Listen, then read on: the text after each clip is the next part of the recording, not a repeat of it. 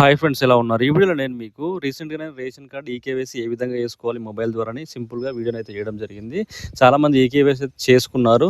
ఒకవేళ మీకు status check చేసుకోవాలనుకుంటే ఈ వెబ్‌సైట్ ద్వారా మీకు అప్రూవ్ అయిందా లేదా పెండింగ్ ఉందా అనేది మీరు ఈ వెబ్‌సైట్‌ని యూజ్ చేసి సింపుల్‌గా స్టేటస్ అయితే చెక్ చేసుకోవచ్చు. ఒకవేళ మీకు అందులో డీటెయిల్స్ చూపించకపోయినా, మీ డీటెయిల్స్ రాకపోయినా మీరు దగ్గరలో ఉన్న డీలర్ దగ్గరికెళ్ళి ఈ రేషన్ కార్డ్ కేవైసీ అనేది కంప్లీట్ చేసుకోవాల్సి ఉంటుంది. ఈ వీడియోలో మీకు ఏ విధంగా ఈ స్టేటస్ అనేది చెక్ చేసుకోవాలనేది కంప్లీట్‌గా స్టెప్ బై స్టెప్ అయితే చూపించబోతున్నాను.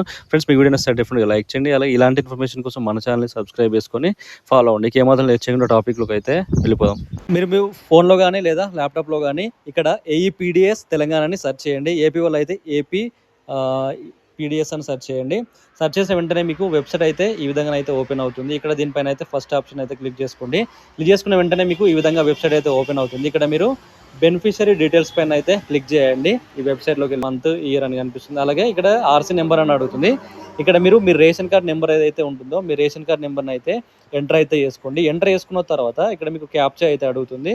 సో ఈ క్యాప్చాను కూడా మీరు సింపుల్గా అయితే ఎంటర్ అయితే చేసుకోండి.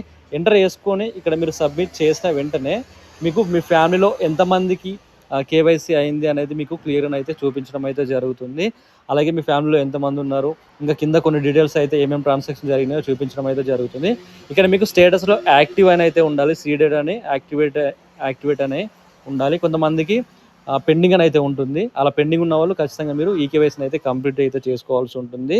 ఇంకా చిన్నపిల్లలు ఎవరైతే 5 years లోపు ఉన్నారో వాళ్ళకి ఈకేవైసీ అనేది అవసరం లేదు. 5 years దాటిన వాళ్ళకి ఈకేవైసీ అనేది చేయించుకోవాల్సి ఉంటుంది.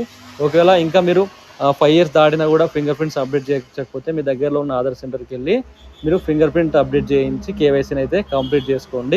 ఒకవేళ మీరు ఇంకా ఈకేవైసీని కంప్లీట్ చేసుకోకపోతే నేను దానికి సంబంధించి వీడియోని అయితే వేసాను. సింపుల్గా మీ మొబైల్లోనే ఈ ఈకేవైసీ స్టేటస్ని చెక్ చేసుకోవచ్చు. అలాగే మీరు ఈకేవైసీని కూడా కంప్లీట్ చేసుకోవచ్చు ఈ యాప్ ద్వారా. 2 యాప్లను యూజ్ చేసి నేను దానికి సంబంధించి వీడియో కూడా వేసాను. మీరు ఎలాంటి డీలర్ దగ్గరికి అయితే వెళ్ళాల్సిన అవసరం లేదు. ఆ వీడియో చూసి మీరు క్లియర్గా స్టెప్ బై స్టెప్ అయితే చేసుకోండి. సో ఇది మరి వీడియో అయితే మీ వీడియో డెఫినెట్గా లైక్ చేయండి. అలాగే ఇలాంటి ఇన్ఫర్మేషన్ కోసం మన ఛానల్ని సబ్స్క్రైబ్ చేసుకొని ఫాలో అవ్వండి. Thank you.